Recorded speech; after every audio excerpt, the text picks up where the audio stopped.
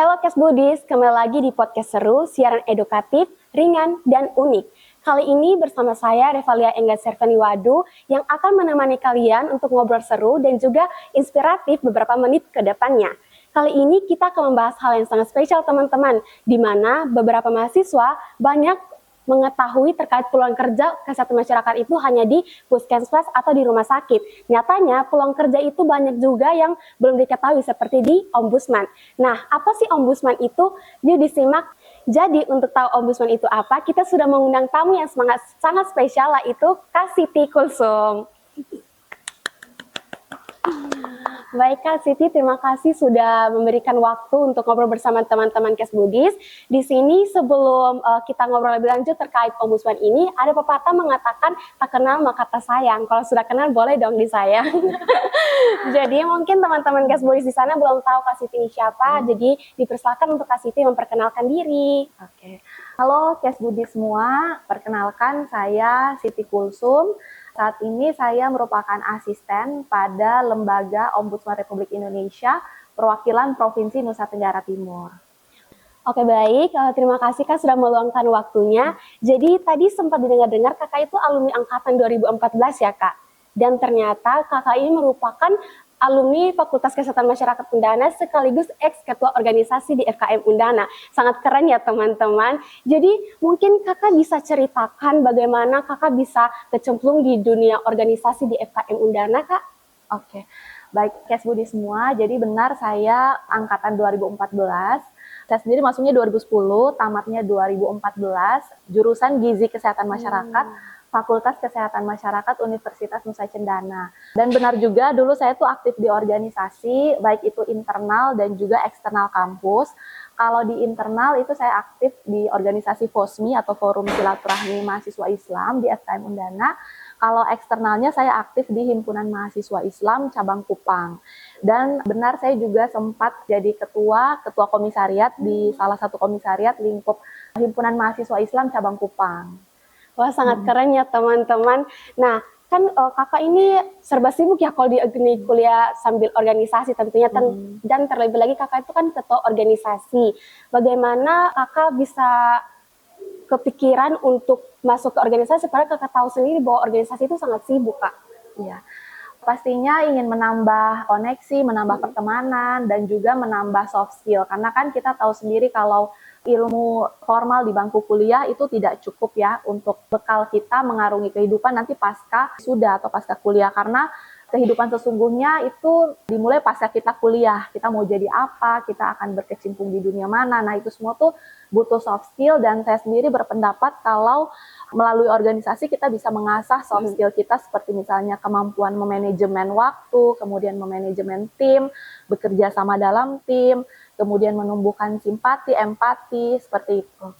Oke baik Kak, jadi tadi kan kakak itu mantan ketua organisasi, pasti itu sangat sibuk dan kakak ternyata bisa untuk tanganinya. Jadi kayak sudah melatih kepemimpinannya kakak itu dari masa-masa aktivis di organisasi kampus ya Kak.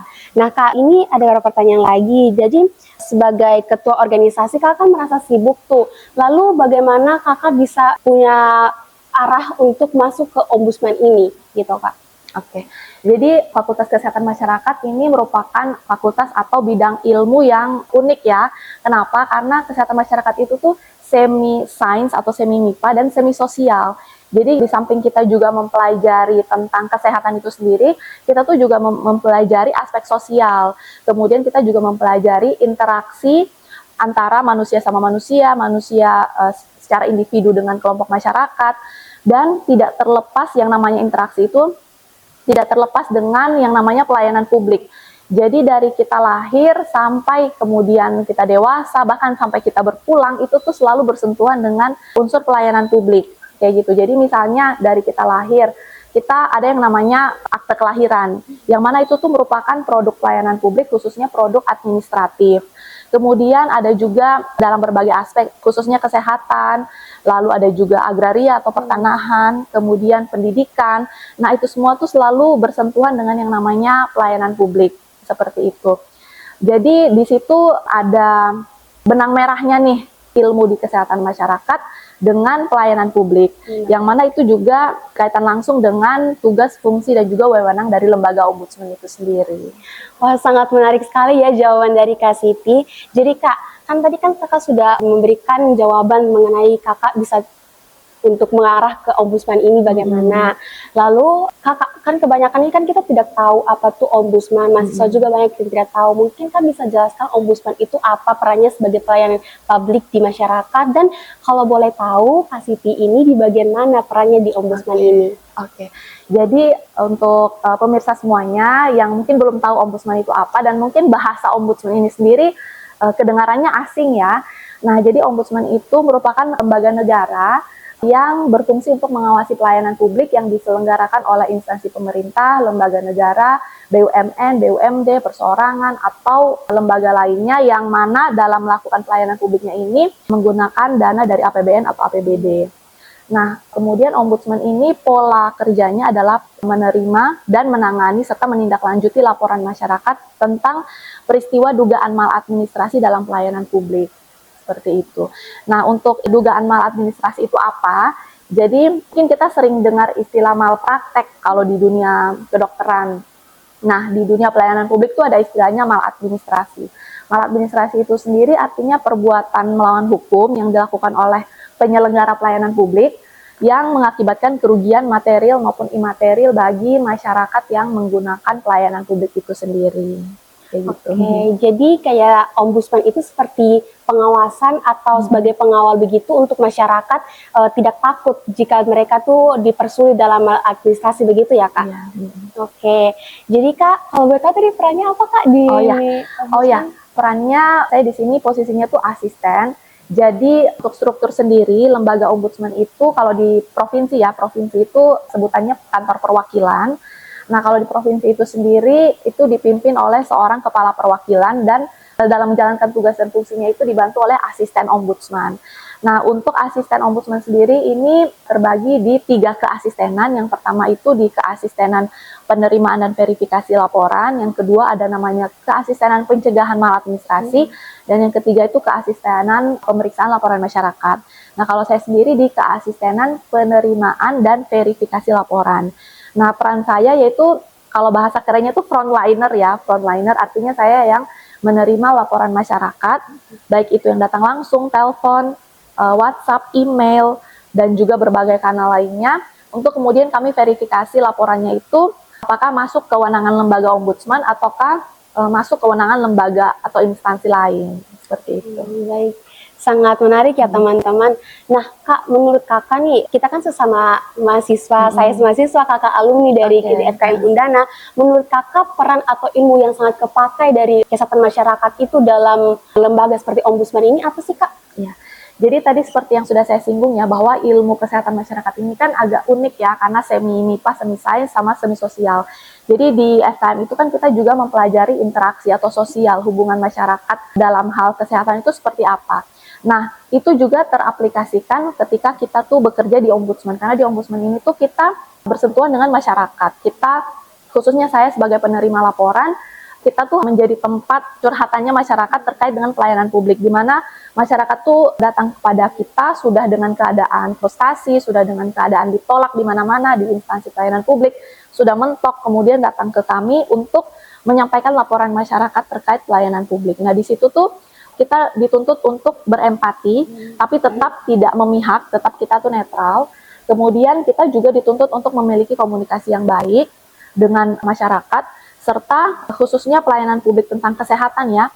Ini benar-benar ada benang merahnya dengan kesehatan masyarakat, karena di kesehatan masyarakat kita juga belajar yang namanya itu manajemen kesehatan masyarakat, misalnya manajemen rumah sakit, manajemen puskesmas, yang mana itu semua merupakan aktivitas pelayanan publik. Sehingga ilmu-ilmu manajemen, ilmu hukum, kesehatan ketika kita pelajari di FKM Undana itu teraplikasi. Jadi kita tuh punya dasar pengetahuan bahwa manajemen yang baik itu seperti ini, manajemen yang tidak baik itu seperti ini. Jadi ketika masyarakat datang dengan keluhannya, datang dengan ketidaktahuannya, kita tuh bisa memberikan informasi, edukasi, dan kita bisa mengarahkan bahwa sudah tepat untuk melapor ke ombudsman dan silakan penuhi persyaratannya untuk bisa kita tindak lanjuti laporan masyarakatnya. Baik, Kak, jadi tadi yang paling penting itu ilmu manajemen ya, Kak. Tapi selain ilmu manajemen, apakah ada seperti ilmu komunikasi, advokasi, ataupun analisis data yang kepake di lembaga ombudsman ini, Kak? Iya. Jadi di lembaga ombudsman itu unik ya. Jadi tadi FKM unik, sekarang ombudsman unik ya. Karena kenapa? Karena ombudsman ini tuh lembaga negara yang bukan lembaga pemberi sanksi. Jadi lembaga pengawas, tapi bukan pemberi sanksi gitu. Jadi pendekatan ombudsman itu tuh beda. Beda dengan lembaga-lembaga lainnya, misalnya di penegakan hukum itu, misalnya kepolisian, kejaksaan, sama pengadilan, itu benar-benar beda. Jadi di ombudsman itu kita menerima laporan masyarakat, akan tetapi ada sisi-sisi di mana ombudsman itu bisa memberikan saran kepada pemberi pelayanan publik, instansi pemberi pelayanan publik dalam konteks pencegahan maladministrasi atau mencegah sebelum maladministrasi itu terjadi. Jadi ketika maladministrasi terjadi, masyarakatnya lapor ke kita. Tapi kita itu juga punya fungsi mendeteksi adanya potensi maladministrasi di suatu bidang atau suatu isu gitu. Jadi kita tuh harus punya skill juga untuk mengkomunikasikan, kemudian mengadvokasikan suatu isu dengan instansi pemberi pelayanan publik agar mencegah terjadinya maladministrasi itu sendiri. Kemudian kita juga di keasistenan penerimaan dan verifikasi laporan ini bertemu masyarakat dari berbagai karakteristik, dari berbagai daerah se-NTT, dengan berbagai kebudayaan, latar belakang pendidikan, ragam bahasa, ragam dialek yang berbeda-beda, yang mana itu tuh menuntut kita untuk memiliki kemampuan komunikasi yang baik agar maksud dan tujuan kita tuh bisa tersampaikan juga dengan baik. Karena biar bagaimanapun lembaga ombudsman ini lembaga negara yang ada prosedur formalnya yang harus diikuti, dilengkapi, barulah sebuah laporan masyarakat itu bisa digunakan. Dan alhamdulillah syukurnya ilmu-ilmu itu saya dapatkan juga selama berkuliah di AKM maupun selama berkecimpung di organisasi kemahasiswaan. Baik teman-teman, ternyata seluruh ilmu yang ada di kesehatan masyarakat itu sangat kepake ya, Kak, terutama di lembaga ombudsman ini. Kak, tadi kan Kak sempat singgung terkait isu-isu tuh. Boleh nggak Kak ceritakan terkait isu-isu yang berhubungan dengan kesehatan masyarakat dan pelayanan publik yang Kak sudah tangani? Oke, jadi isu atau substansi kesehatan ini merupakan substansi yang juga sangat sering dilaporkan ke ombudsman di samping substansi-substansi lainnya. Mengapa? Karena kesehatan itu benar-benar hal yang istilahnya tuh sangat dekat dengan masyarakat gitu. Kita bisa mention puskesmas, rumah sakit, BPJS Kesehatan, kemudian lembaga-lembaga lainnya yang memang sangat beririsan langsung tuh dengan kesehatan masyarakat itu sendiri. Nah, untuk isu yang memang sekarang juga lagi hangat, yaitu adanya penonaktifan kepesertaan JKN-KIS kategori PBD yang sekarang tuh sedang dilakukan oleh pemerintah dengan tujuan meminimalisir penyimpangan-penyimpangan dalam proses dari kepesertaan JKN-KIS itu sendiri. Nah, Menteri Sosial mengeluarkan SK, yang mana SK tersebut pun menuliskan atau memuat nama-nama peserta JKN-KIS kategori PBI yang kemudian dinonaktifkan sementara, kemudian dilakukan serangkaian proses agar bisa direaktivasi kembali dan menjamin data-data tersebut tuh valid sehingga mencegah yang namanya kerugian negara. Nah, tapi di level masyarakat, misalnya di NTT, itu banyak yang tiba-tiba tuh kaget karena ketika berobat kok kartu JKN-KIS-nya tuh dinyatakan tidak aktif sehingga tidak bisa melanjutkan pengobatan. Nah, di situ ombudsman hadir di sana, jadi mengkomunikasikan tersebut dengan instansi terkait. Kemudian kami sebagai penerima laporan juga menjalankan fungsi edukasi kepada masyarakat bahwa tidak perlu khawatir, tidak perlu sampai panik, karena ada jalan keluarnya.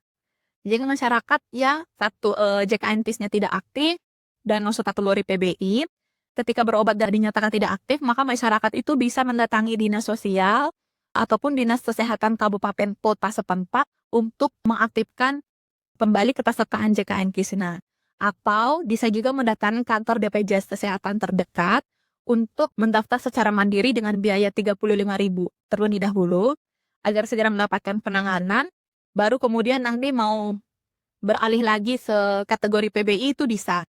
Seperti itu. Itu mungkin isu yang hangat dan itu yang kami bantu komunikasikan ke masyarakat. Wah, berarti tugas dari ombudsman ini sangat mulia tapi menantang ya, Kak. Oke, baik Kak. Sekarang Ada beberapa pertanyaan lagi nih Kak. Menurut Kakak seberapa besar sih peran pengalaman organisasi kampus terhadap kesiapan kerja, khususnya di lembaga ombudsman ini? Kan Kakak sudah bekerja di situ ya Kak? Menurut saya sih perannya sangat signifikan. Kenapa? Karena kalau di dunia organisasi kampus itu kan kita bekerja sama menjalankan misi organisasi, menjalankan kerja-kerja organisasi tanpa adanya honorarium di sana. Jadi kita memang murni ingin mencari skill, ingin mencari koneksi, ingin menyibukkan waktu dan seterusnya. Akan tetapi kalau di dunia kerja itu kan sudah dunia profesional ya. Dan kita dituntut untuk profesional, untuk mengedepankan yang namanya kerja sama tim gitu. Jadi dengan kita punya pengalaman organisasi, nah kita kan tumbuh tuh empati dan juga kemampuan kerjasama di sana dan bisa kita praktekkan di dunia kerja. Berarti tidak ada salahnya Kak masuk dunia organisasi karena untuk bekal di dunia kerja juga. Jadi kalau tadi kan Kakak sudah jelaskan terkait isu-isu, ceritakan terkait isu-isu. Mungkin ada tantangan Kak di dalam pengawasan pelayanan publik ini?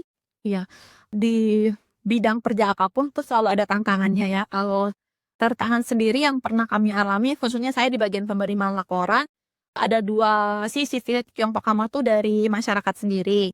Nah, masyarakat tuh pada ekspektasinya tuh sangat tinggi kepada lembaga ombudsman. Padahal lembaga ombudsman ini juga diakut sama peraturan perundang-undangan terkait dengan kewenangan, batasan catatannya. Jadi memang kadang kita tuh harus mengelola harapan dari masyarakat itu sendiri agar memang sesuai dengan kewenangan ombudsman dan tidak menyalahi aturan yang berlaku. Dan kemudian untuk tantangan dari eksternal sendiri, tentunya itu sorotan media-media ya, karena ombudsman ini merupakan lembaga pengawas pelayanan publik yang juga sering dituntut kehadirannya ketika ada isu-isu layanan publik, isu-isu panas, isu-isu hangat, ombudsman tuh selalu dituntut kehadirannya.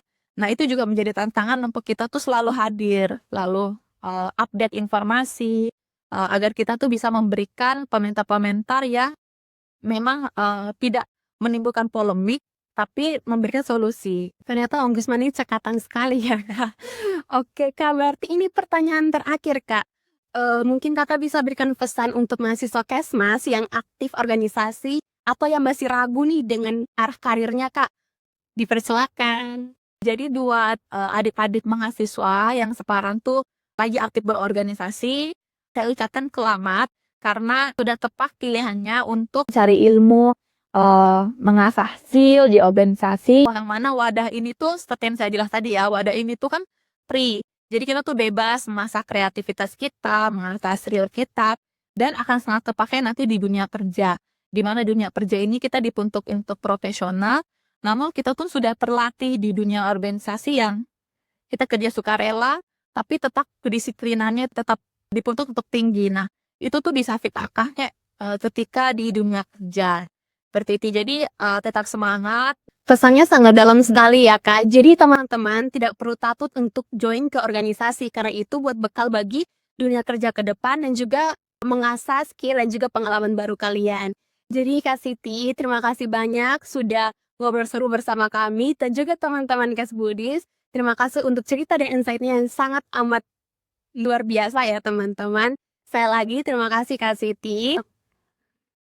Oke baik, terima kasih teman-teman sudah mengikuti dari awal sampai akhir obrolan seru kita pada hari ini terkait Ombudsman bersama Kak Siti. Jangan lupa follow media sosial HMP Kesmas dan sampai jumpa ke podcast seru lainnya.